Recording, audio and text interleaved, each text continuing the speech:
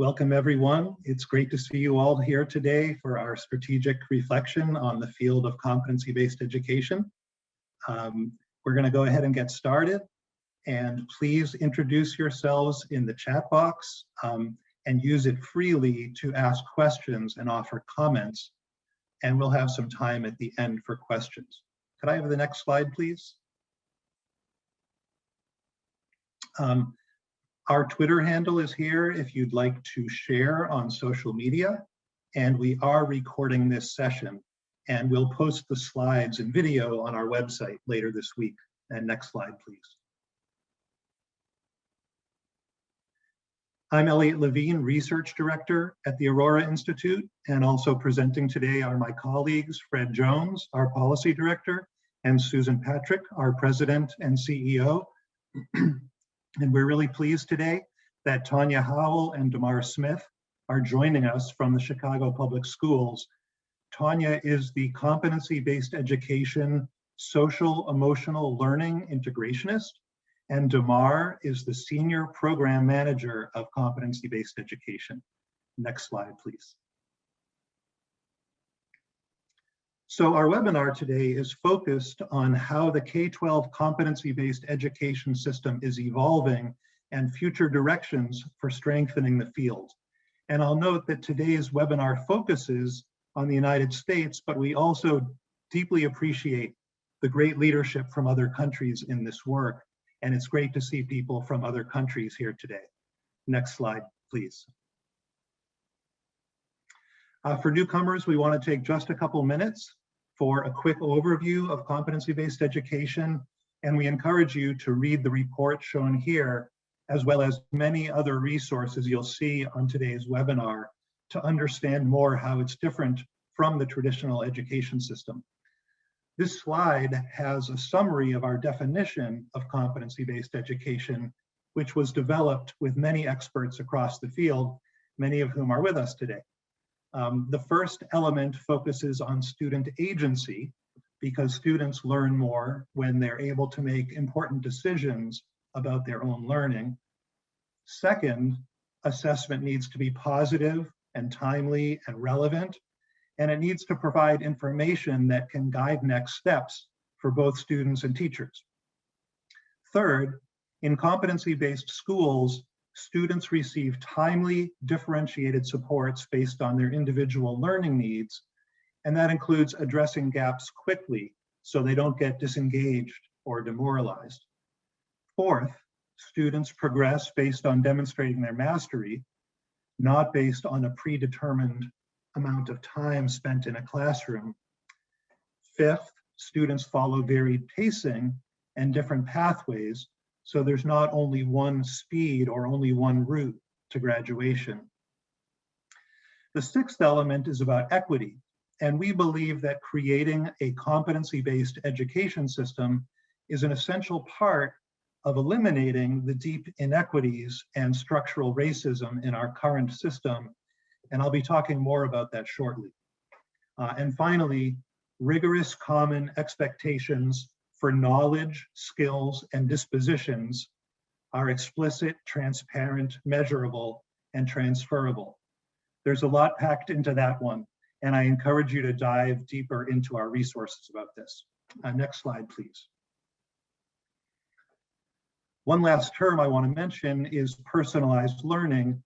And when we say that learning is personalized, we mean that it's tailored for each student's strengths, needs, and interests, including enabling student voice and choice in what, how, when, and where they learn. And we believe that for all students to achieve at high levels, that learning should be both personalized and competency-based. Next slide, please.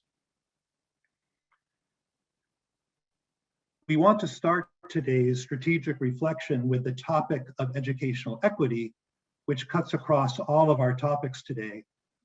This has been a year when calls for equity and anti-racism have increased in the United States and within the field of competency-based education.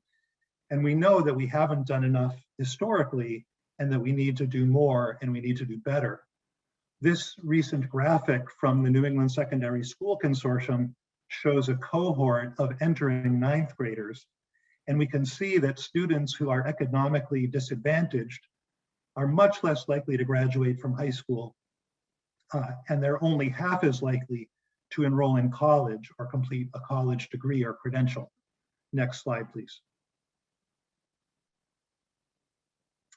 This graphic, which is also from NESSC, also clearly shows that our educational outcomes are inequitable in terms of race and ethnicity, with Black, Hispanic, Native American, and multiracial students enrolling in college at much lower levels than white and Asian Pacific Islander students. Next slide, please. And despite all of this evidence, our education system exists in a world where many people apparently don't know or don't believe in existing opportunity gaps. This Rennie Center study jumped out to me on this topic. More than 90% of New Englanders in this survey said they believe it's important that all students have the same opportunity to succeed, even if that means that some students get more resources than others. But as you can see in the pie chart, more than 60% said that students of all races and ethnicities have an equal opportunity to succeed in school. And this is just one of many possible important reminders that our work to achieve educational equity takes place in a larger societal context of institutional racism, unequal school funding mechanisms, wealth disparities, and many other examples of historic and current discrimination. Next slide, please.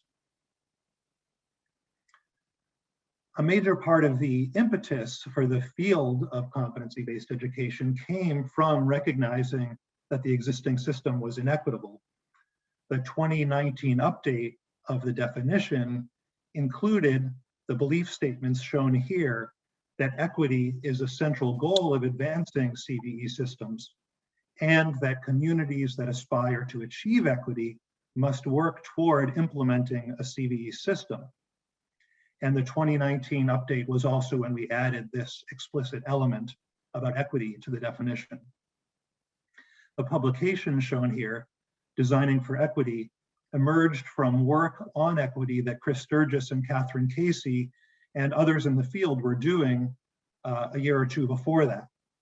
And although we do believe that competency-based education is more equitable than the traditional system, what's becoming increasingly clear is that we can't take that for granted or assume that it's inherent to the model.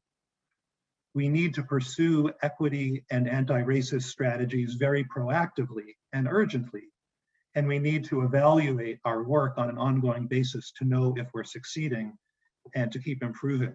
Next slide, please.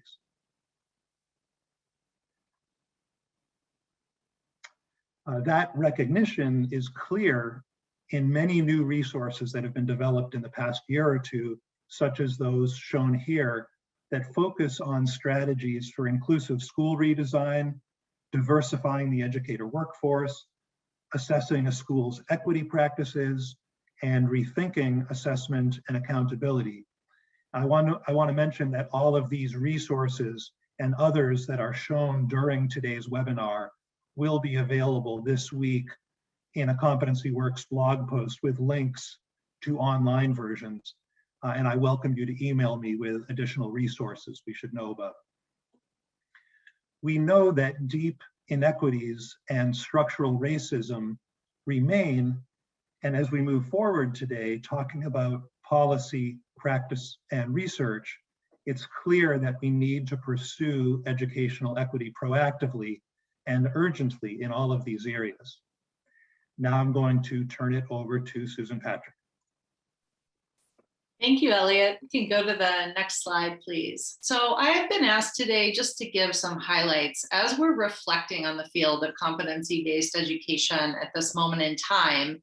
Talk a little bit about what we've seen change over the last year with the pandemic, with racial reckoning, with all of the changes to moving to anytime, anywhere learning. And I just like to acknowledge that it's great to see so many experts, familiar faces, practitioners, educators.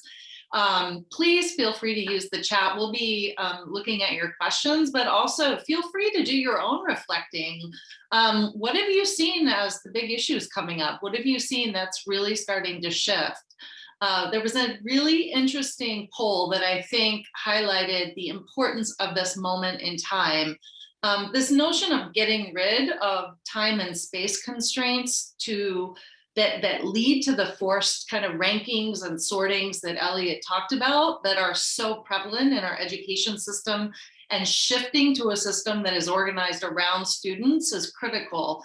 The traditional system really forces these rankings, these deficits into a de facto caste system. So well, what are we seeing right now? 66% of parents actually agree that schools should be focusing right now on rethinking how we educate students. That is a huge opportunity for shifting mindsets, for changing the narrative, for building public will around what kind of profound systems change we should be looking at in this moment. We're seeing that the structures that undergird our traditional education systems are not built to support all students and all students' needs at a personalized level. And with these multiple crises, we are seeing the vast inequities that plague our institutions and our systems. So we're in this leapfrog moment.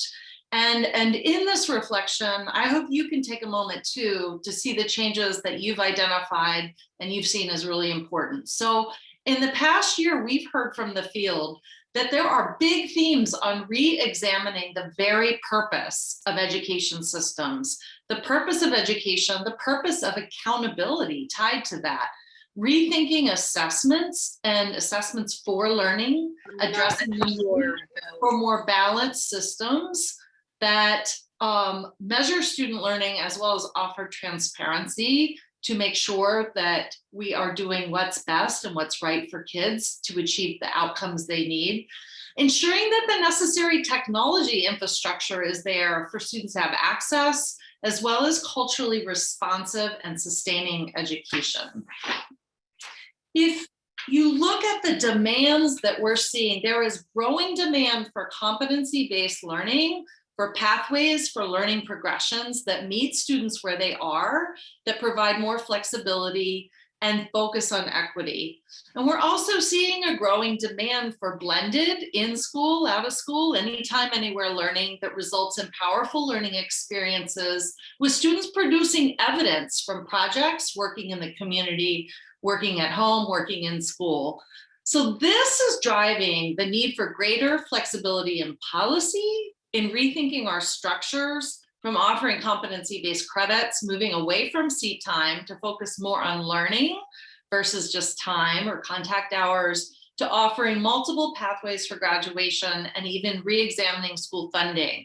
And Fred and our policy team will be talking more about the policy side. So next slide, just in my kind of kicking off this reflection, we really need to be thinking, not only reflecting on what's working or what's not, but also thinking about the future that we want to build. We cannot snap back to old ways of doing teaching and learning. And we really need to think about building capacity for educators to lead the designs, for design labs, for a future-focused, learner-centered, competency-based education system where all students get to high levels of mastery in a whole range of skills and knowledge.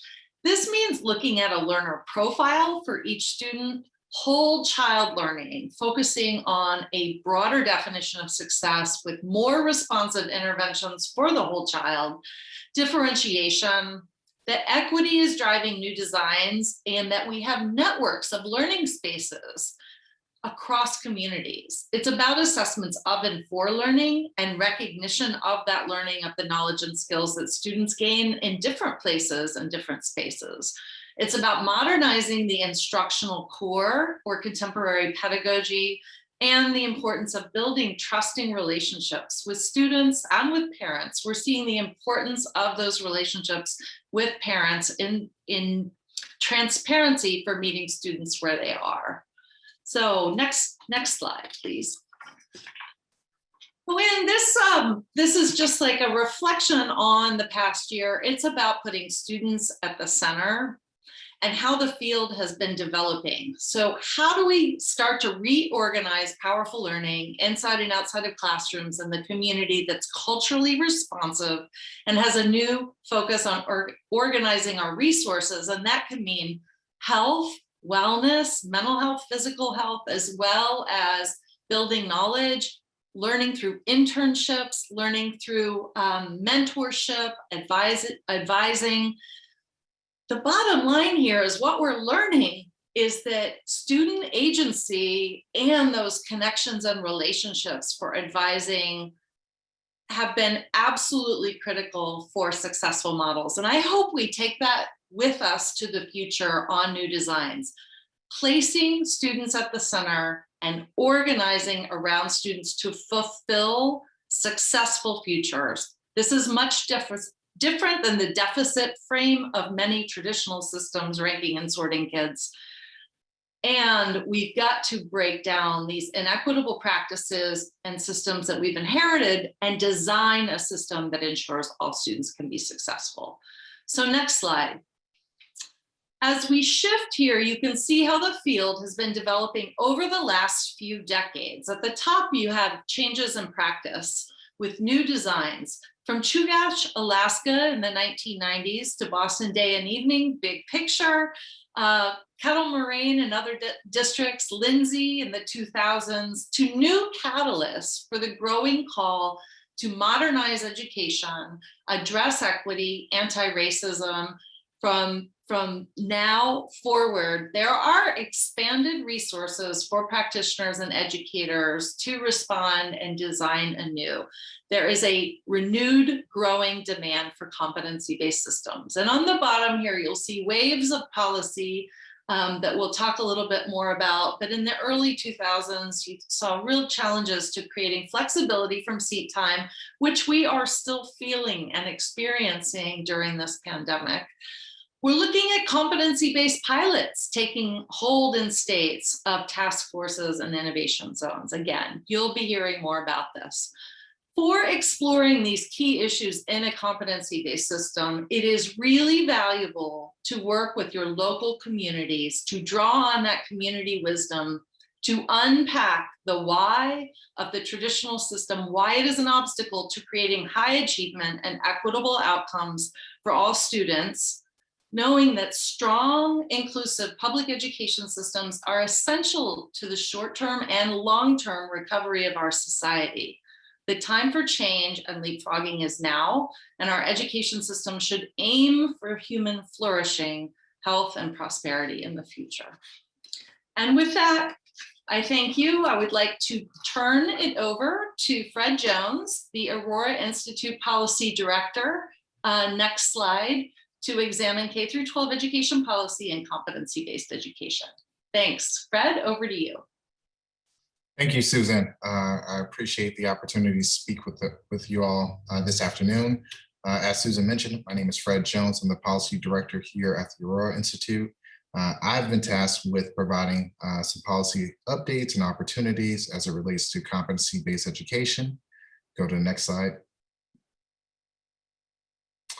So looking back to 2012, we see that about 20 states or so have had some form of advancing competency-based education. Now, this could be in the form of creating waivers and/or task forces to explore opportunities to implement competency-based education in a specific state, to more advanced policies that looked at more proficiency-based learning and curriculum instruction. And so here we see in 2012, there's about 20 or so states making some type of progress. If you go to the next slide, please. In 2020, we see almost all states, and really all 50 states, because Wyoming has recently made some progress around advancing competency-based education as well in today's time. I would also like to highlight the fact that what's most interesting here is in 2012, about 4 states were in the advanced category. In 2020, 9 years or 8 years later, and really 9 years today, we have about 17 states in the advanced category. So we've almost quadrupled over the course of the last 8 or 9 years or so, really speaking to what Susan just mentioned around the popularity and the excitement that people at the state level have taken to advance competency-based education. Go to the next slide. So in terms of the continuum of promising state policies, there's different entry points, or at least markers to let states know where they are in the process of a fully implementing competency-based education policies at the state level. For states that are more so getting started around creating potentially competency-based education task forces, asking for waivers, or potentially implementing different pilots or multiple graduation pathways, we see this as, or I see this more so as the exploratory / flexibility pillar here, where states are at this entry level, but certainly making very significant progress in terms of exploring the potential opportunities to advance CBE comprehensively, whether it's at a district level or across the states. In terms of states moving forward, states are developing proficiency-based diplomas, having a sense of a balanced system of assessments. And we also see comprehensively, there are some states, a few, that are taking a much more comprehensive approach to CBE. So really designing a system where it links K-12, higher ed, and the workforce, and creating a personalized approach for students and learners, and also adults, every step of the process. Go to the next slide, please. So one of the things that we look at, and some of the states have really focused on, is developing a profile of a graduate. And what this means is essentially a diverse group of stakeholders that includes government leaders, community leaders, school leaders, parents, and students, to look at what it means to be successful in today's time. So what are the skills, the knowledge, the characteristics that we want all of our high school students to be able to have when they graduate from high school? And they go through this process where they work together and develop essentially a profile of a graduate. In some places call it a portrait of a graduate.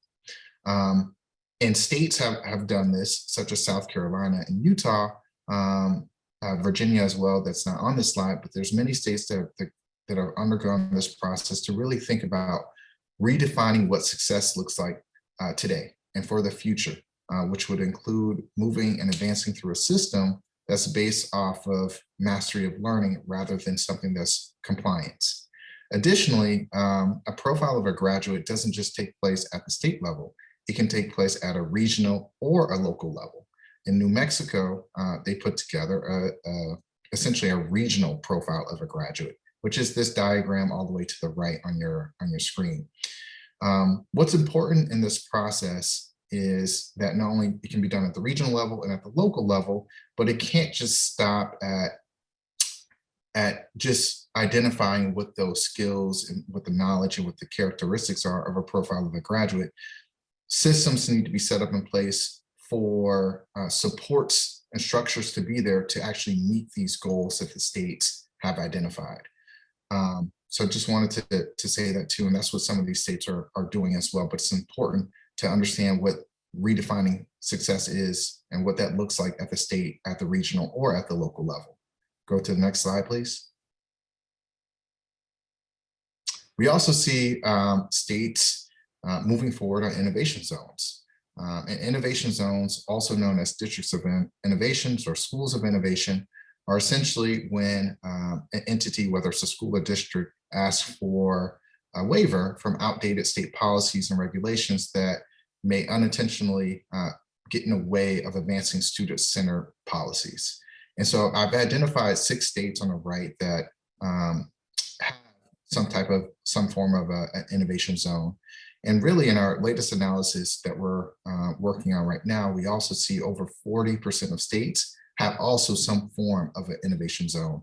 And again, this can be at the state or local level, where the schools and or districts are asking for a little relief, and replaces that with some approaches, some new innovative approaches that we think would be effective around implementing future-focused and student-centered policies, and really competency-based education.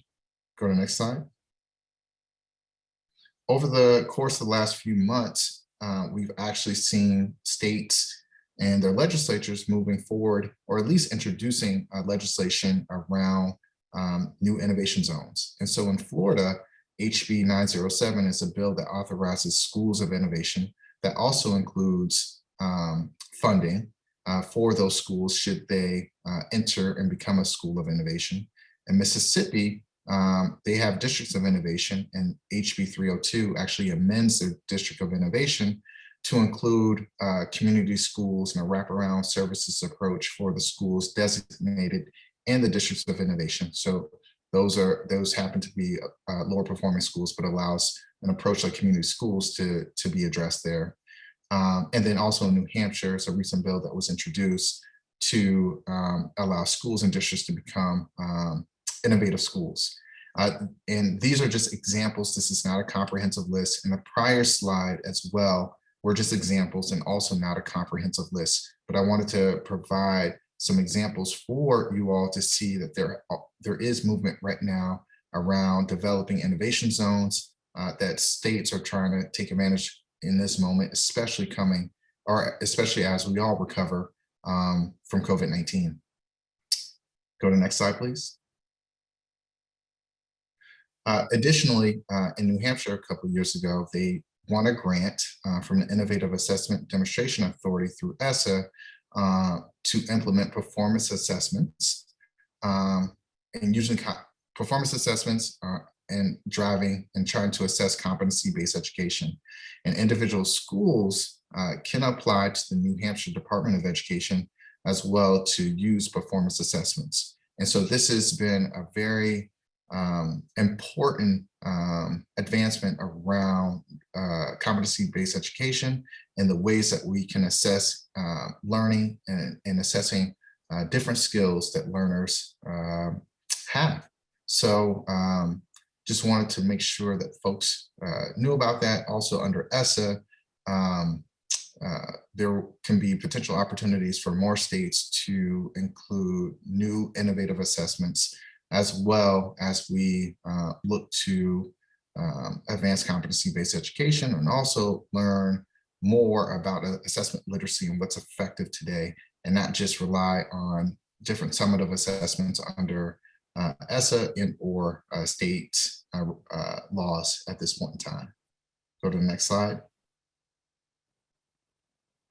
And then lastly, as I come to a close, recently, the American Rescue Plan Act that was passed just a couple of weeks ago and signed into law by President Biden includes $7.2 billion for the E-rate program to expand broadband and get access to devices for students.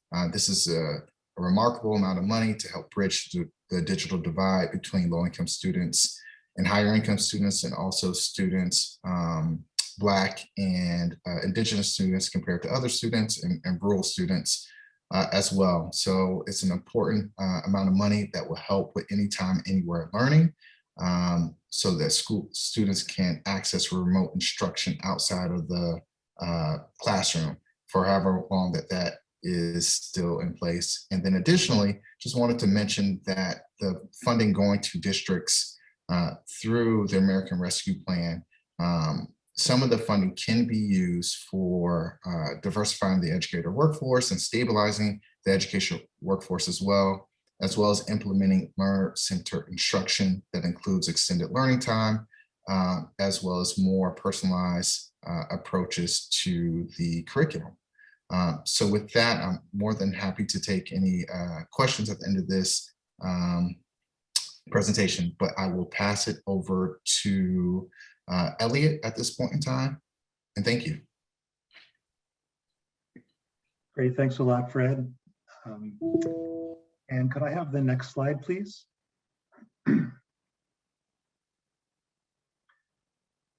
So clearly, schools and learning communities are at the center of the work that we're focused on. And this year, more than ever, learning communities may be a better term than schools because so much of the learning has happened outside the school building. And many people in competency-based education are looking for ways to help this moment become a springboard for doing more of the anytime, anywhere learning that we believe is so important. This slide shows scenes from two of the many amazing learning communities I've had the chance to learn from recently. And I know that across the call, we're connected with hundreds of schools that are doing this work. And we're so inspired by the devotion and all the great work they're doing with students. I wanted to mention one great person I had the privilege of getting to know recently when we met on a Zoom call, which led to working together on a series of blog posts she wrote for Competency Works, one of which is shown here. Her name is Ashley Ferrara, and she's a teacher and assistant principal at the Academy for Software Engineering in New York City, which is a mastery collaborative school. And in her blog posts, she shared the incredibly thoughtful work she's done over the past several years to advance competency-based math practice with her own students and her colleagues. And Ashley is such a great example of the work that's happening over and over with so many individuals and PLCs who are breaking new ground and figuring out how all of this works. And as educators and school leaders like Ashley have been generously sharing their knowledge with the field, the next teacher or the next school can go deeper with this work that much more efficiently and effectively. Next slide, please.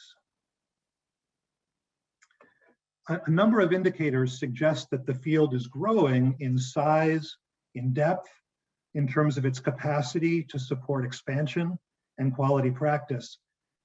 I don't know of any systematic estimates of how many schools are implementing competency-based education, which would of course be really valuable information. But you can see the growth of the field from the number and size of organizations and agencies that are providing supports to schools and districts. You can see it from the growing number and quality of regional and national convenings that were happening in person before the pandemic and that are now happening virtually. At the Aurora Institute, we're seeing it in the growing number of inquiries from districts who are looking for advice about how to get started or how to deepen their work. And from the traffic to our online resources. And we hear from other organizations that they're seeing this too. Next slide, please. Clearly, a cornerstone of this momentum is the growing number of organizations supporting the work, many of which are shown here. And we know that there are also so many state and local agencies, universities, ed tech companies, and others that are advancing this work. And please let us know in the chat or email me if there are organizations we're missing. It's really clear that transforming schools is hard, and we should all be working with these and other people and organizations who have done it before to avoid reinventing the wheel and to learn from all the knowledge that's been accumulated. I want to discuss a few specific trends and resources in this work. If I could have the next slide, please. So one clear sign that the field is maturing is that we have more and more resources that reflect the big picture of school and district transformation.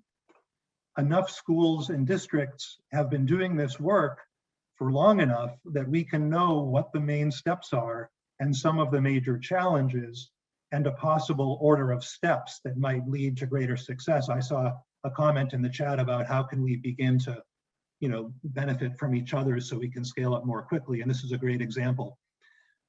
Here you can see a terrific resource from Springpoint that recommends a progression of steps over a period of years where, for example, developing a common language of competencies needs to come before steps like changing assessment systems.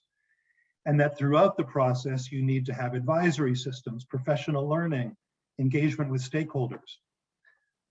Next slide, please. And here we have a roadmap developed by Redesign, which offers a clear progression of steps for transforming to a competency-based system. Just like you saw with Spring Point's phases, Redesign also makes it very clear that the major cultural shifts and development of competencies should happen before many other elements, such as shifting assessment systems. And they explain that the roadmap shows a linear process, but of course the actual process is much more iterative and three-dimensional. And both Redesign and Spring Point have these materials on their websites with lots more explanation and resources. Spring Point is actually about to publish a 3 blog post series on competency works, also going into the 3 phases of their process. Next slide, please. So these types of insights have been incorporated into documents like this one, which is a strategic plan for the Shelby County District in Kentucky. And they've been moving deeper into their competency-based education work for many years now. To the right here, I've blown up one example of how they've proposed rolling out personalized learning plans over a 4-year period, starting by creating the technology infrastructure, and then over time moving toward deep student ownership of the PLPs. If you zoom in on this slide later, you'll see similar progressions related to many topics such as performance assessment and cultural responsiveness and many other aspects. If you're new to the work, you might be looking at all of these graphics and worrying that making change takes too long. And the reality is that positive changes can start quickly, but we've certainly seen districts where innovations had to move backwards when there wasn't enough scaffolding for change. It's also become increasingly clear that competency-based education is a continuum of practice. And we strongly advocate implementing all 7 elements of the definition, but we also know that local conditions influence how far and how fast each learning community can move forward on different parts of their transformation. Next slide, please. I want to share 2 slides with many more resources that have emerged in the year or so since our last strategic reflection. It's just a quick glimpse in hopes of bringing some resources to your attention that you might not know about.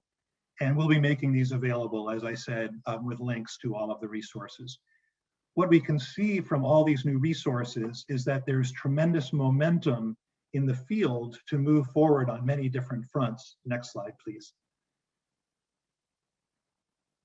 And at the same time, it's still a fairly young field, and we're really just getting started on developing the knowledge and resources we need to implement it fully and to be ready for the growing demand that many of us are anticipating and already observing.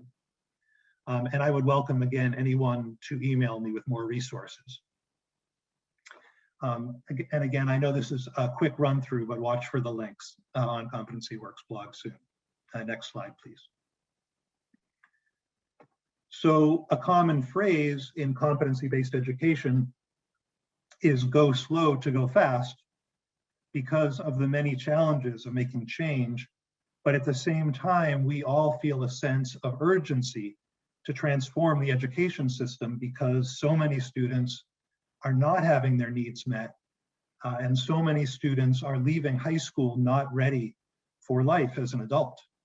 So how do we move faster?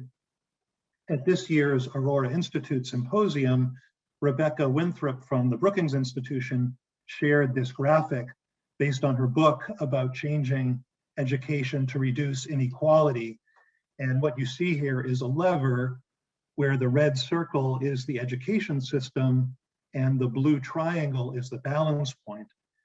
And this framework proposes that changes that are closer to the balance point are easier to make, but have less leverage in changing the system. And as you move outward along the lever, you start with changes to practice, then you get to changes to structure or policies, and finally you reach cultural changes. And today we've talked about activities in the field related to all 3 of these broad categories of change. And we need to continue making sure that we're focusing on all three fronts, including the cultural changes to goals and mindsets that may have the most leverage. Next slide, please. So I'm going to spend just a few minutes talking about research. If I could have the next slide. When people say that our field needs more evidence, they often mean that we need more research on effectiveness, such as studies where you compare schools doing competency-based education with schools that aren't, to determine who has higher graduation rates or other outcomes. But just as important is research that focuses on implementation, such as what does student agency really look like and how can we measure it? And as we develop better answers to implementation questions, we'll be able to do stronger effectiveness research. So we really need much more of both types of research.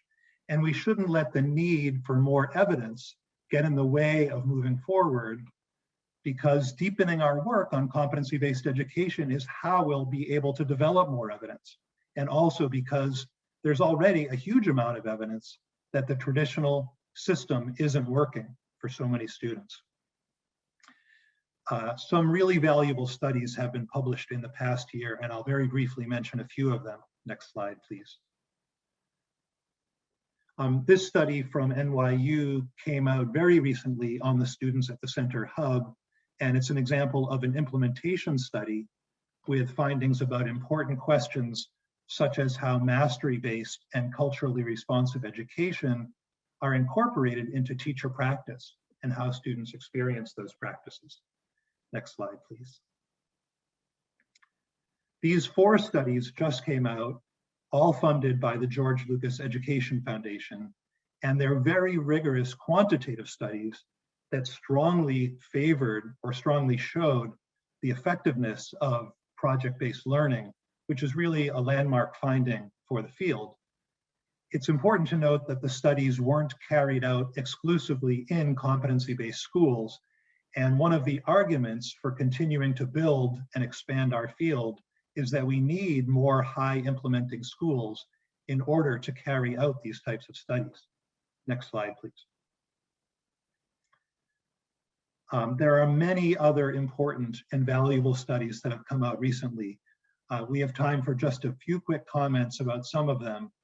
The first one here, the Big Picture Learning longitudinal study, is a really impressive example of looking at implementation and outcomes of a deeply student-centered model over a period of more than a decade.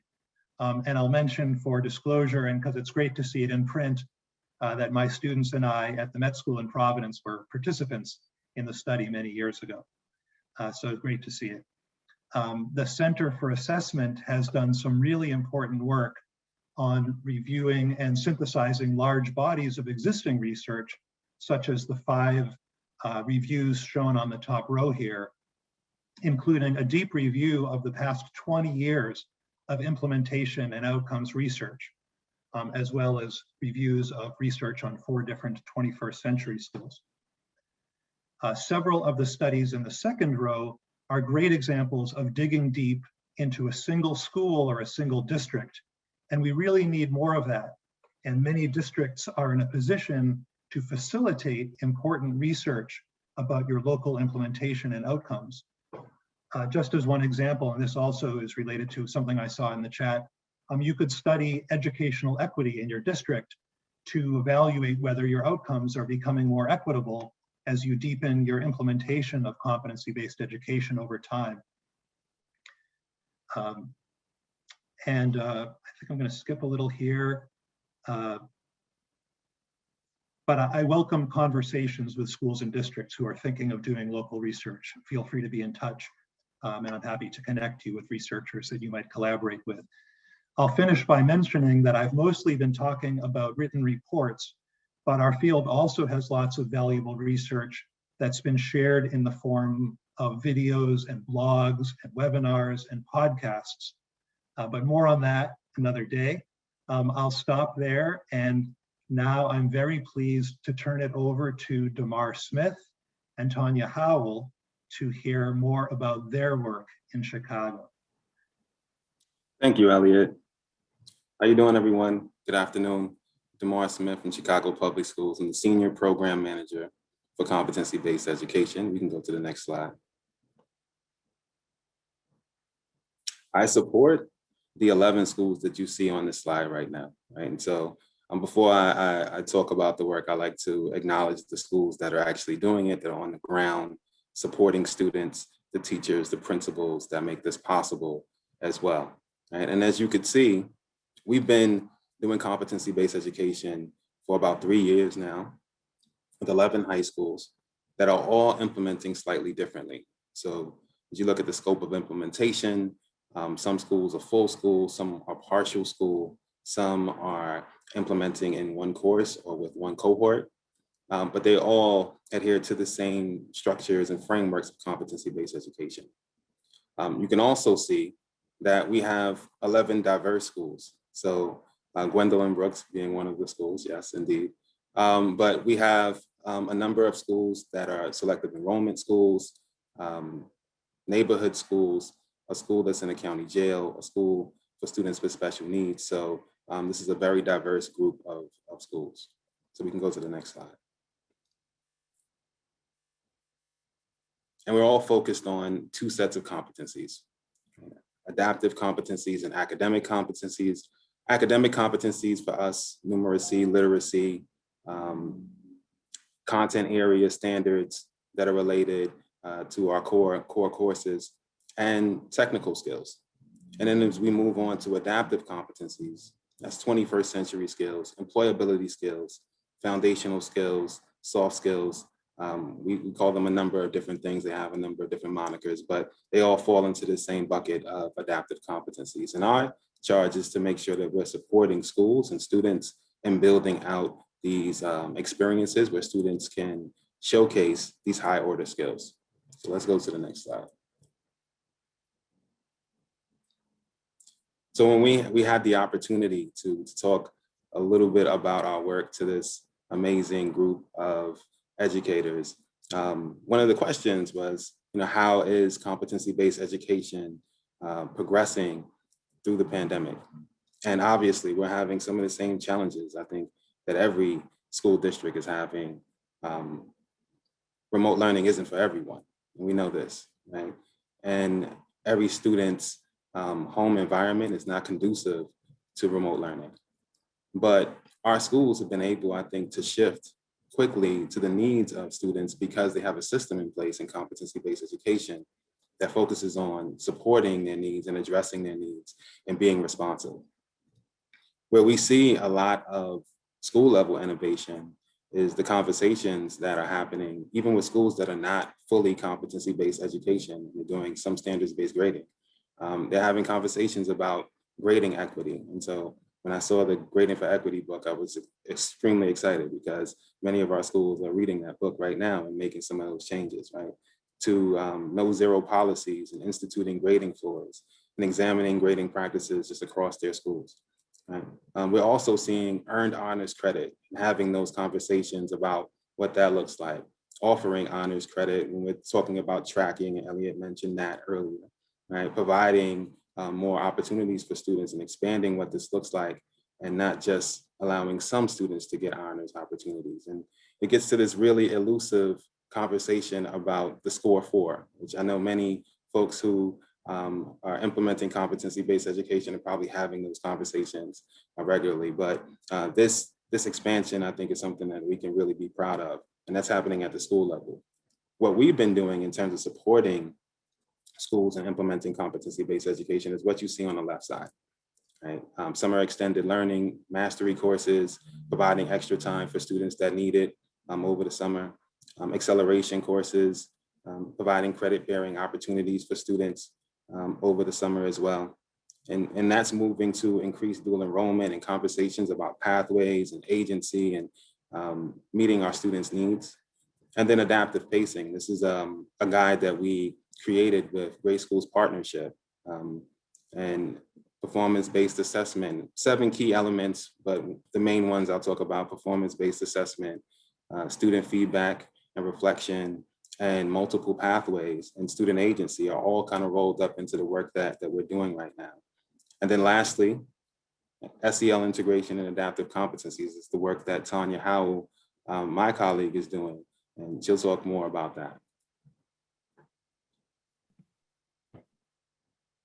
Okay, thanks, Damarr. You can go to the next slide. And good afternoon, everyone. My name is Tonya Howell, and I serve as the SEL integration specialist for the 11 competency-based schools in Chicago Public Schools.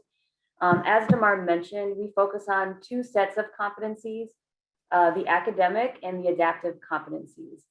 And in Chicago specifically, we have narrowed our focus to just 4 key adaptive competencies.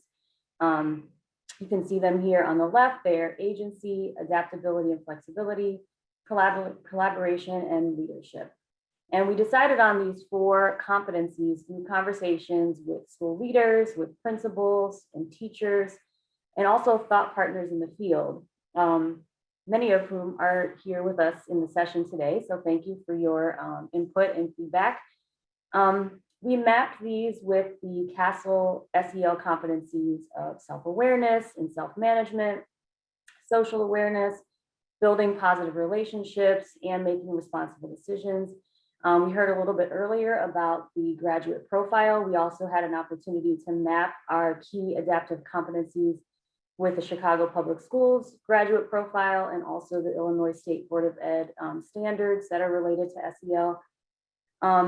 But our aim in focusing on these 4 competencies is to really empower students with the skills necessary for success in high school, college, career, and life.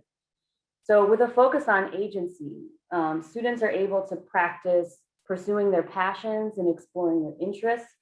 They're able to engage in a goal-setting process, and they're able to make informed choices.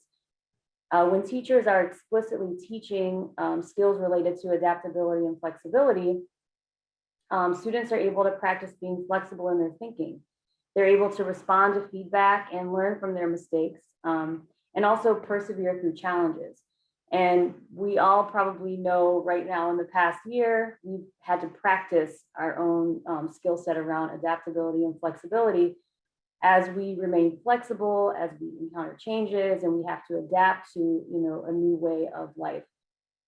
Teachers are also explicitly teaching collaboration skills, which allows students to practice working well with others to reach a common goal, understanding various perspectives, and engaging in carrying out an organized plan.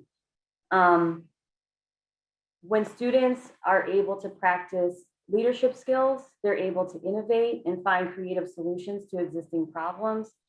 They're able to tackle social justice issues that impact all of us, and they can work towards a more equitable future. You can move to the next slide. We support schools in a couple of ways to integrate SEL and the adaptive competencies into their daily practices.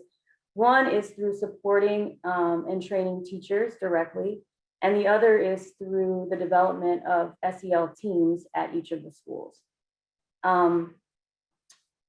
2 teachers from each school have been engaging in professional development and training where they're able to design and implement performance-based assessment. We've also heard a little bit about performance-based assessment today. Our teachers are able to incorporate both the academic and the adaptive competencies that you just heard. They're able to have a very strong focus on social justice and have a foundation in social justice content. They also are able to include culturally relevant content and use culturally relevant teaching practices.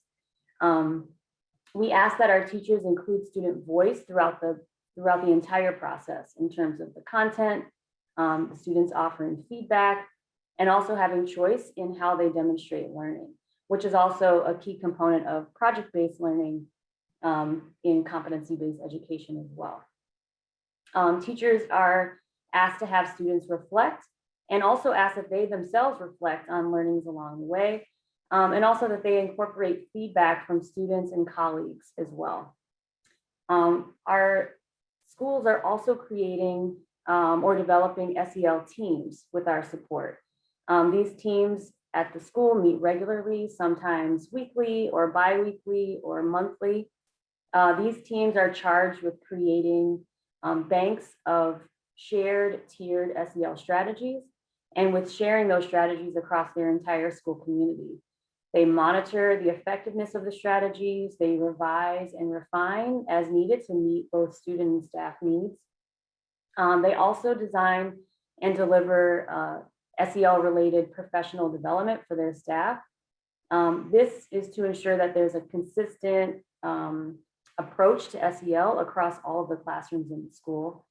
And finally, they're charged with collecting both teacher and student voice, because we know that it's important to include the teachers and student perspectives in the decision-making process. So that's our approach to SEL integration at the competency-based schools in Chicago. We're super excited about the great work that's continuing to happen even in this challenging time, and we're also really grateful to be able to share with you all today. So thank you for that.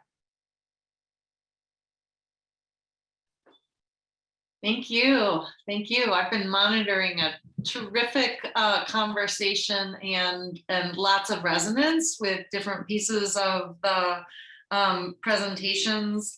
And I just, Tonya and Damarr, one thing that's related to the work that you're doing in Chicago specifically, when you mapped the adaptive competencies to the portrait of the graduate, what did that look like? Did you do a crosswalk or tag them for reference? Like, how did you map that out?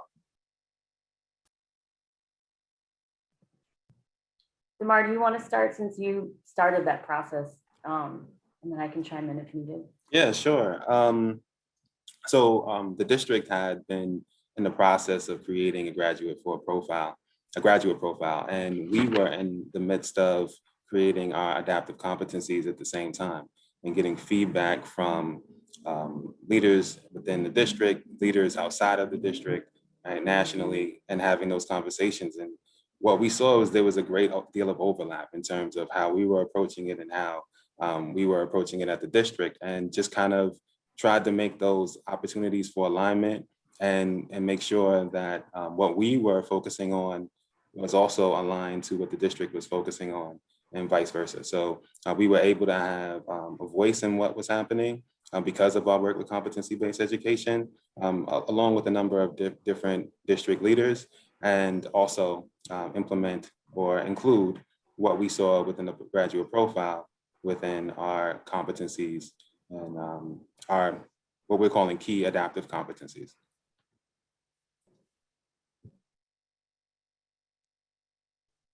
Great, great. I want to acknowledge a really rich conversation too in the chat around cultural relevance and questions, comments that have come up, and we will save the chat and make this available. There was a question on, do we educate exclusively for assimilation or in a broader sense for liberation? And a lot of great resources on cultural relevance have come up. Another comment on cultural relevance in education as it now stands does not go far enough. And I think this points to the importance of thinking about the system as a whole and understanding purpose, but also drawing from local wisdom, that you can't just take somebody else's portrait of a graduate from another state or even another community and drop it on your own. Do you want to talk about that a little bit, Tonya and Damarr? Sure, I can share a little bit about just our thought process in even selecting the key adaptive competencies. One of the challenges that we faced when we were focusing on SEL initially with our schools was that we felt that just focusing on the CASEL SEL competencies could lead to having more of a compliance-based approach. Not to say that anyone who uses the CASEL competencies is using them in that way, but we did find that it was necessary for us to think beyond those competencies and to really consider ways to empower our students in real ways. And so we included voices from the teachers who we work with directly, even asking for some student input as well. Principals who are leading our schools had input into the competencies that we identified. And then when we called out descriptors to sort of define what these competencies look like in practice, we have cultural relevance and social justice woven throughout. It shows up a lot in the leadership competency, but definitely in collaboration, adaptability, and flexibility in terms of being flexible and thinking.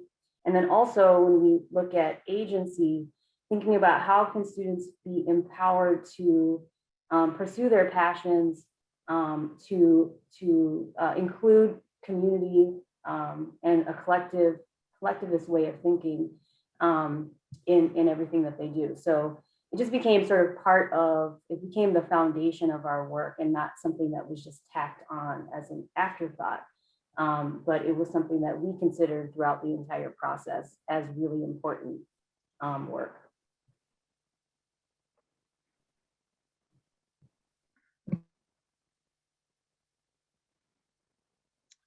Great. So let me make sure I'm unmuted. Yes. All right. Well, thank you so much, everyone, for joining us today. We really appreciate all of your participation, all of the resources shared in the chat. And we'll be following up in a variety of ways, as we've said. It would be very helpful to us if you could click on the link to our feedback survey, which is now a little ways up in the chat. It's just 3 questions and should take about 1 minute to complete. And could I have the next slide, please? Please join me in thanking Damarr Smith and Tonya Howell, our presenters from the Chicago Public Schools. It was really great to hear about the really important work you're doing, and we really look forward to hearing more. Thanks also to Fred, Susan, and everyone at the Aurora Institute who helped with all the preparation and logistics for today's webinar. The recording and slide deck will be available soon on our website. We'll send you an email about that when they're available, and also a blog post with links to all the resources we showed. And of course, we invite you to stay connected with us. And again, thanks so much for joining us today, and take care, everyone. Stay healthy. Bye. Thank you. Thanks, everyone. Thank you so much. Thanks for your great work in the field and being with us today. Thank you. We appreciate it.